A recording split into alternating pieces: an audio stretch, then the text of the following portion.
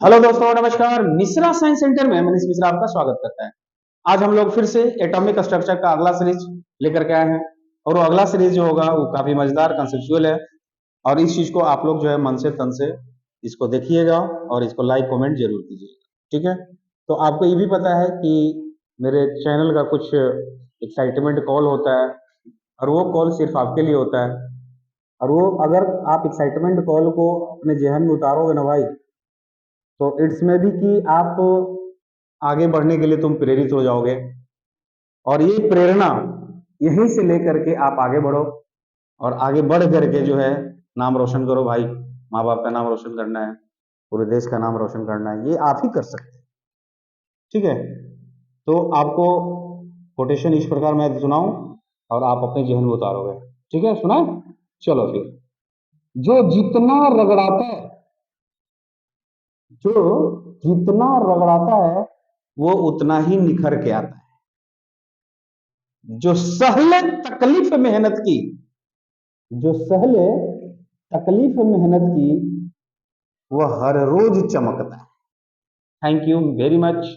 आज हम लोग देखने वाले हैं आपका एटॉमिक स्ट्रक्चर का अगला सीरीज। और वो अगला सीरीज होगा थॉम्सन का मॉडल। ये थॉम्सन का मॉडल कैसे आया, क्यों दिया गया, ये चीज को पहले मैं जान लूं।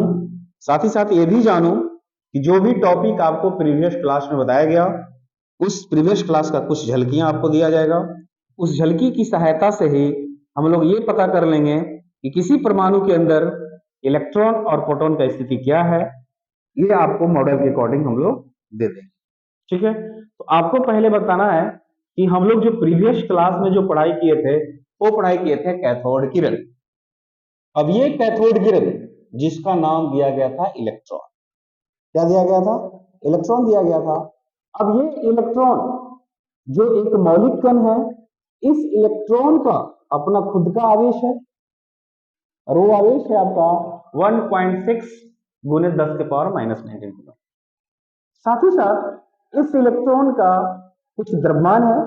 वो द्रव्यमान क्या होता है? 9.1 गुने 10 के पावर माइनस 31 केजी। इतना तो सबको क्लियर होगा। साथ ही साथ ये भी बताया गया था कि कैथोड किरण इलेक्ट्रॉन है, इलेक्ट्रॉन पर ऋण आवेश होता है। ये क्लियर हो गया होगा। फिर आपको बताया गया था कि एनोड किरण, एनोड किरण जो है ना, गैस के आयनित गैस के अणु होते हैं। आयनित गैस के अणु, तो वो आयन वाला जो गैस है, उस गैस में उदाहरण के तौर पर सबसे पहले हाइड्रोजन को लिया गया था। क्योंकि हाइड्रोजन जो होता है वो क्या होता है? आपका पहला गैस है, जिसको हम लोग पहला ही कह सकते हो क्योंकि इसका परमाणु संख्या 1 होता है। इसलिए हाइड्रोजन हल्का है, इसलिए इसको पहले ले लिया गया था। तो हाइड्रोजन गैस आपके गैस के अणु है जिसमें आपके आयन होते हैं H+।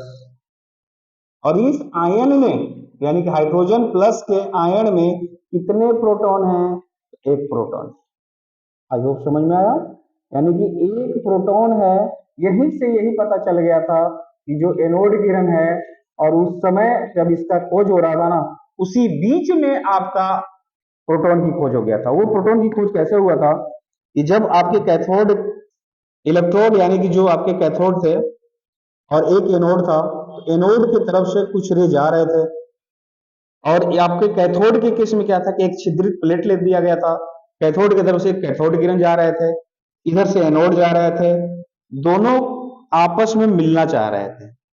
अब मिलना कैसे चाह रहे थे? क्योंकि आपको ये भी पता था उस विसर्जन नली में गैस भरा पड़ा है। उस विसर्जन नली में जो गैस था ना, उसमें उपस्थित थे उसके गैस के मॉलिक्यूल्स। उस गैस के मॉलिक्यूल्स जो है, इन दोनों के आने से आपस में क्या करने लगे?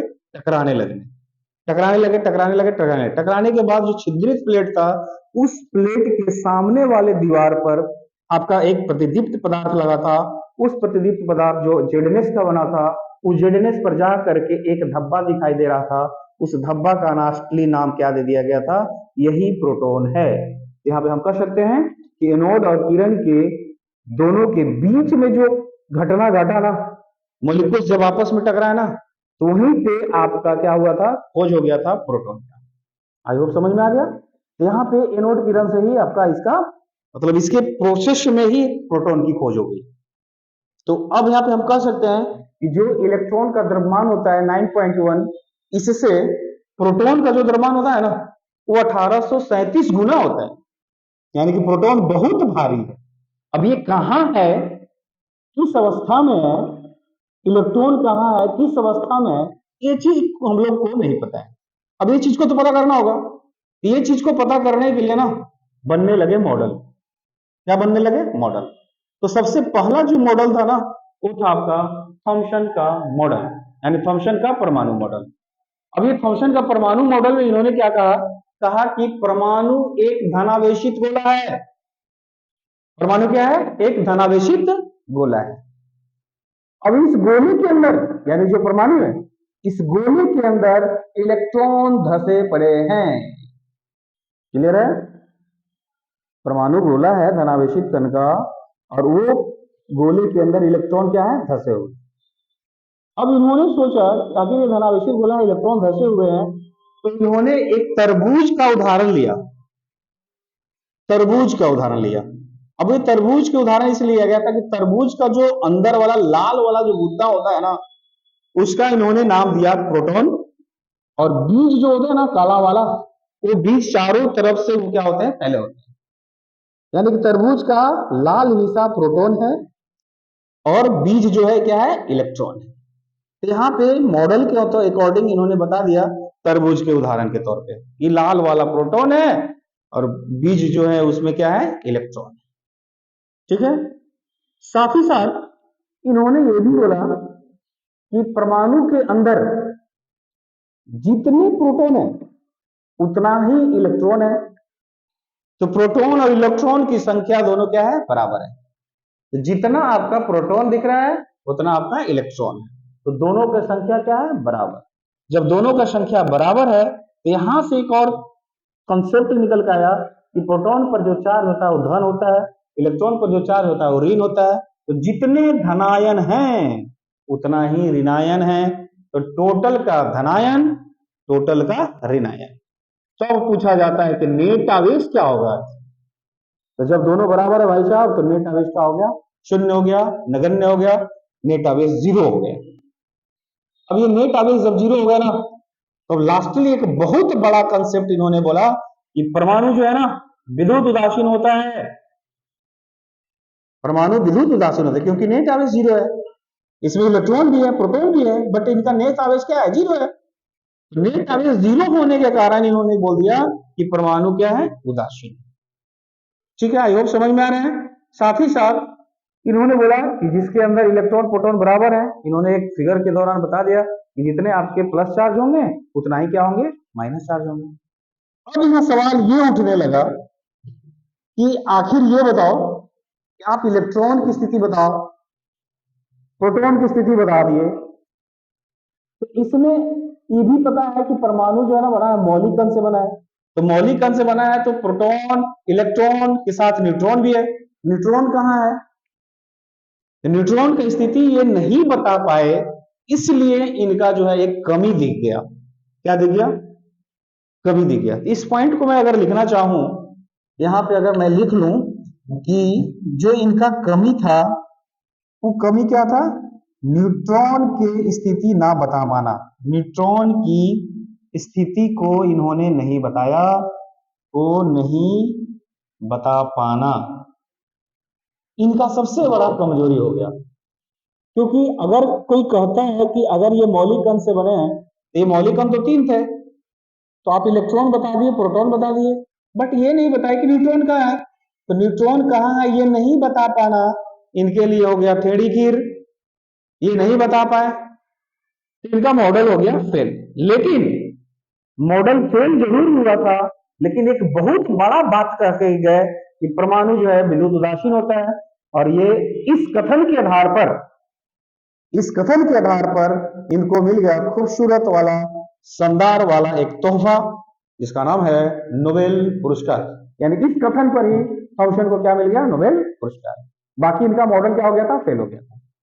भाई साहब कहने का मतलब है कि कोई भी प्रयास करता है तो प्रयास करने वाले को प्रयास करना चाहिए। जो प्रयास ही नहीं करेगा तो आगे का कंसेप्ट कैसे जानेगा या कैसे कोई चीज के बारे में नॉलेज होगा? तो प्रयास करना बहुत जरूरी है। कुछ ना कुछ तो निकल के आएगा सामने।